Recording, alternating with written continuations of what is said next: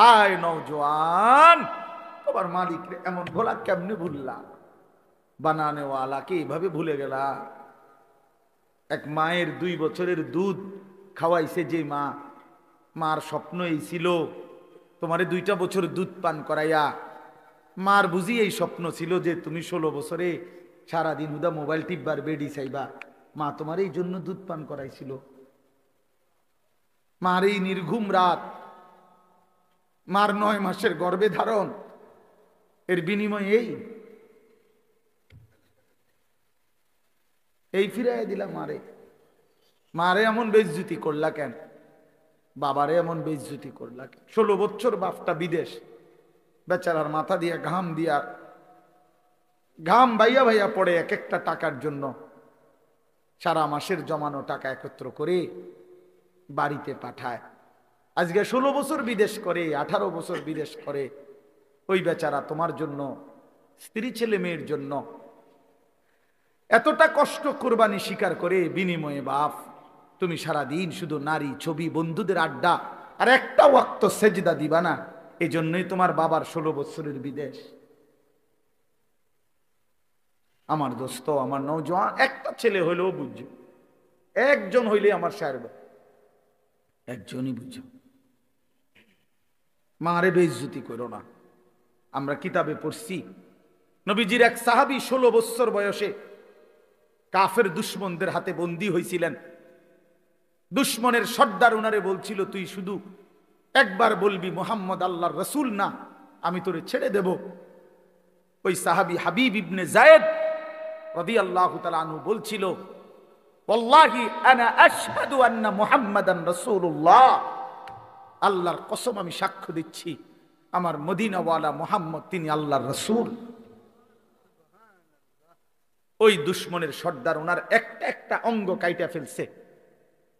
ডান হাত আলাদা কাটছে, বাম হাত আলাদা কাটছে, ডান পাও আলাদা কাটছে, বাম পাও আলাদা কাটছে, জিহ্বাটা টাইনা আলাদা কাইটা ফেলছে, শরীরটা কাইটা টুকরা টুকরা করে পিস পিস বানায় ফেলছে। দোস্ত আমার, কসম খোদার, এভাবে কাইটা টুকরা টুকরা করে ফেলে দিছে, ওনারে ছিন্ন ভিন্ন করে ছড়ে দিছে। এই খবর যখন মদিনায় ওনার কাছে, ওনার মা, এই সাহাবীর মাও ছিলেন সাহাবী উম্মে আম্মারা রাদিয়াল্লাহু তাআলা আনহা, নবীজির মহিলা সাহাবী। এই সাহাবীর মা উম্মে আম্মারার কাছে মদিনায় এই সংবাদ আসছে। লোকেরা আইসা শুনাইছে, মা তোর সন্তানকে বেঈমানে হত্যা করছে, শহীদ করে দিয়েছে। তবে মা তোর সন্তানকে বড় নির্মম ভাবে মারছে, একটা একটা অঙ্গ কাইটা কাইটা আলাদা করছে, সারাটা দেহ কাইটা কাইটা টুকরা টুকরা করে ফেলে দিছে। মা তোর ছেলের জানাজা হয় নাই, তোর ছেলের লাশ দাফন হয় নাই, তবুও তোমার ছেলে 1 মিনিটের জন্য মুহাম্মদ আরবির বিরুদ্ধে একটা শব্দ উচ্চারণ করে নাই। আল্লাহর কসম আমরা উর্দু কিতাবে পড়ছি বাপ। সেই মা চিৎকার করে বলছে, লিহাযাল ইয়াউমে আরদাতুহু, এই মা তখন বলছে, মদিনাবাসী আল্লাহর কসম এই দিনের জন্যই আমি আমার সন্তানকে বুকের দুধ খাওয়াইছি। এমন একটা দিনের আশায় আমি আমার সন্তানকে বুকের দুধ খাওয়াইছি। আমার সন্তান আমার দুধের হক আদায় করছে, আমার আল্লাহর জন্য জান দিছে, আমার রাসূলের জন্য জীবন দিছে, শহীদ হয়েছে, রক্ত ঝরিয়েছে। এর চাইতে বড় পাওয়া আমি মায়ের জীবনে আর কি হইতে? আমার দুধের হক আদায় করছে আমার সন্তান। যে তোমার মা কি এমন দুধ পান করায় নাই? বলো ভাইয়া। তাইলে নওজোয়ান, আজকে এখন সিদ্ধান্ত নাও। এখন আজ রাত, বলো রাতের 12:30 বাজে, অন্ধকার রাত, মধ্যরাত পার হয়ে গেছে। এই মুহূর্তে মহান আল্লাহ পাক রব্বুল আলামিন অর্ধরাতের পরে প্রথম আসমানে নেমে এসে বান্দাকে তালাশ করে খুঁজে, আর আল্লাহ ডেকে বলে, আলা মিন মুস্তাগফিরিন ফাগফির লাহু, আয় না বান্দা, মাফ চা আমার কাছে, আমি এখনই মাফ করে দেব। এজন্য নওজোয়ান বুঝে শুনে ঠান্ডা মাথায়, আবেগে না, বরং আল্লাহকে সাক্ষী রেখে 30 বৎসরের নিচে আমি অনুরোধ করছি 30 বছরের ঊর্ধ্বে যারা, তারা না, 30 বছরের নিচে যাদের বয়স, তোমরা ছেলেরা, নওজোয়ানরা, আমার উস্তাদ এখানে, আমার মুরব্বীরা এখানে, সবাই রে সাক্ষী রাইখা তোমরা 5 ওয়াক্ত নামাজ, বিশেষ করে ফজরের নামাজ পড়বা। নারী, ছবি, অশ্লীল দৃশ্য দেখা ছেড়ে দিয়ে ইনশাআল্লাহ আমি ওয়াদা দিলাম যুবক, আজকে যদি তুমি সেজদা দিতে পারো, আল্লাহকে রাজি করতে পারো, আগামী দিনে ইসলামের পতাকা তোমাদের হাতে উড়বে ইনশাআল্লাহ। এই ওয়াদা দিয়া দাঁড়াও তোমরা। 30 বছরের নিচে যাদের বয়স, হিম্মত করে দাঁড়াও, বলো ইনশাআল্লাহ, জোরসে বলো, বলো, তোমরাই স্লোগান দাও, তোমরাই তাকবীর বলো, বলো।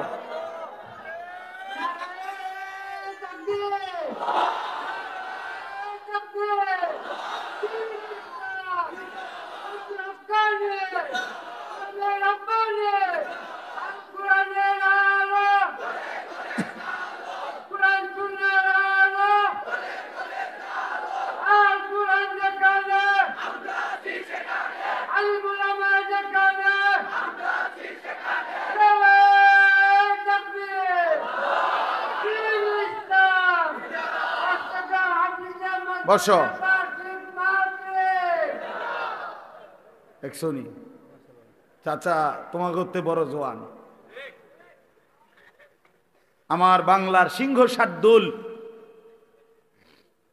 আমার বাংলাদেশের সাহসের মিনার আল্লামা মামুনুল হক দামাত বারাকাতুহুমুল আলিয়া একবার বলছিলেন যে আমি বহু 70 বছরের যুবক দেখেছি, আমি বহু 25 বছরের বৃদ্ধ দেখেছি। উনি বলছিলেন এই কথাটা, যে আমার জীবনে আমি বহু 70 বছরের কি দেখেছি, যুবক, অর্থাৎ চেতনায় কি যুবক, আর 24 বছরের বৃদ্ধ, বয়স মাত্র 20-22, শৈল চলে না, কি আজ্ঞায় না ফিচ্ছায়, হ্যাঁ বুঝা যায় না, নাফরমান গুনাহ করতে করতে কোমর নাই, সাফা সুফা ভিতরে ঢুকিয়া অপদার্থ কি আসে না, ফিচ্ছায় না আজ্ঞায়, বুঝা যায় না, হ্যাঁ না, জান চলে না, যাই না, ভাল লাগে না, শরীরে কিচ্ছু না, ওই বেডি চাইয়া শেষ করে লাগছে, অসভ্য যে চরিত্র নষ্ট করে দিছে। হ্যাঁ, এই জন্য জওয়ান, ইনশাআল্লাহ তোমরা হিম্মত করো, আগামীর পৃথিবী ইমানদারের পৃথিবী ইনশাআল্লাহ, আগামীর পৃথিবী, সারা পৃথিবীতে আলহামদুলিল্লাহ ইসলামের বিজয়, সারা বিশ্বে আফগানে কালেমার পতাকা উঠছে, সিরিয়ায় ইমানদারের বিজয় হয়েছে, এই মুহূর্তে ফিলিস্তিনের গাজাতেও ইসরায়েলের ইহুদি কুত্তারা যুদ্ধ বিরতি দিয়ে তারা ইসরায়েলে ফিরে গেছে। হ্যাঁ, ইসরায়েলে যুদ্ধ বন্ধ আছে, কার নামাইতে বাধ্য হয়েছে। অতএব পৃথিবীর সব জায়গায় জালেমের মাথা নিচে, মজলুমের মাথা উঁচা হয়ে আছে। এটা প্রমাণ করে ইনশাআল্লাহ আগামীর সময়টা ইসলামের সময়, কোরআনের সময়। সেদিন এখন যদি চরিত্রবান হও, ইনশাআল্লাহ কাজে লাগাও, রমজান কাজে লাগাও, রমজান সামনে, রমজান আমার মুমিনের শ্রেষ্ঠ মাস, রমজান ইমানদারের অপেক্ষার মাস, রমজান মেহনতের মাস, রমজান মানে নিজেকে সাজাইবার মাস, রমজান মাসে আখিরাতের প্রস্তুতি নেওয়ার মাস। অতএব এটা ইনসাফ করো, রমজানের জন্য প্রস্তুতি নাও। আল্লাহ পাক ওয়াদা দিছে, কামা কুতিবা আলাল্লাযীনা মিন ক্বাবলিকুম লাআল্লাকুম তাত্তাকুন। আল্লাহ বলছেন, বান্দা আমি তোমাকে মুত্তাকি বানিয়ে দেব, 1 মাসেই মুত্তাকি। আমি তো এভাবে বলি যে আল্লাহ তাআলা আমাদেরকে ডেকে বলে, ইয়া আইয়ুহাল্লাযীনা আমানু, হে ঈমানদারগণ। তো আল্লাহ তাআলা রমজানের শুরুতে বলে, হে ঈমানদারগণ, তার মানে তোমার ঈমান আমি নিলাম, নারে ডাক দিছে কেন? তো মানে তোমার ঈমানের পাসপোর্ট আমি নিলাম। কুতিবা আলাইকুমুস সিয়ামু কামা কুতিবা আলাল্লাযীনা মিন ক্বাবলিকুম, মানে হলো একটা মাস, রমজানের এই পবিত্র মাসে রোজার হুকুম, আমার বিধান মেনে চলো। একটা মাস কথাটা মানো, গুনাহ ছাড়ো, নেক আমল করো। আল্লাহ বলেন, আমি ওয়াদা দিলাম 1 মাসের মাথায় 30 দিন অথবা সর্বোচ্চ 29 দিন, 31 দিন লাগবে না, ওয়াদা দিলাম 31-এ যাবই না আমি আল্লাহ, 30 অথবা 29-এ আমি আল্লাহ লাআল্লাকুম তাত্তাকুন তোমার ঈমানের পাসপোর্টে তাকওয়ার ভিসা লাগায় দেব। তাহলে পাসপোর্ট এবং ভিসা যখন রেডি, ঈদের দিনে ফ্লাইট। ফ্লাইট কোন দিন? জান্নাতের ফ্লাইট, ঈদের দিনে ফ্লাইট। এজন্য হাদিসে আছে ঈদের দিন আল্লাহ পাক রব্বুল আলামিন ফেরেশতাদেরকে ডেকে বলে, হে ফেরেশতারা বলো তো, কোন শ্রমিক যদি তার পরিশ্রম পূর্ণ করে তাকে কি পরিমাণ মজুরি দেওয়া উচিত? তখন ফেরেশতারা বলে, মাওলা, তাকে তার পূর্ণ পারিশ্রমিক দেওয়া উচিত, কারণ সে যেহেতু কাজ কি করছে, পূর্ণ করছে।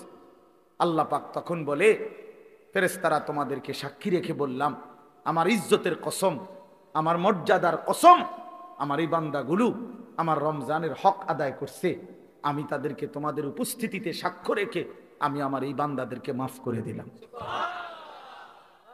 তখন ঈদগাহে দাঁড়িয়ে ঈদের নামাজের সময়ে ফেরেশতারা ডেকে বলে, হে ঈমানদার, তোমরা যারা রমজান আদায় করেছ, তোমরা যারা গুনাহ থেকে মুক্ত রয়েছ, তোমরা যারা গত একটা মাস তোমাদের মালিকের হুকুম পালন করেছ, আজ আমরা নিজ কানে এইমাত্র আল্লাহর দরবারে শুনে আসছি, ইয়া আইয়ুহান নাস ইন্নাল্লাহা কাদ গাফারা লাকুম।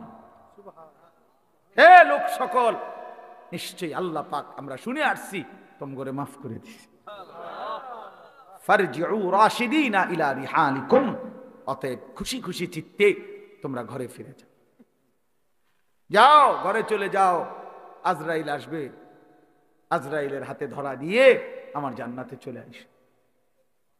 ইয়া আইয়াতুহান নাফসুল মুতমাইন্নাহ ইরজিই ইলা রাব্বিক রাদিয়াতাম মারদিয়াহ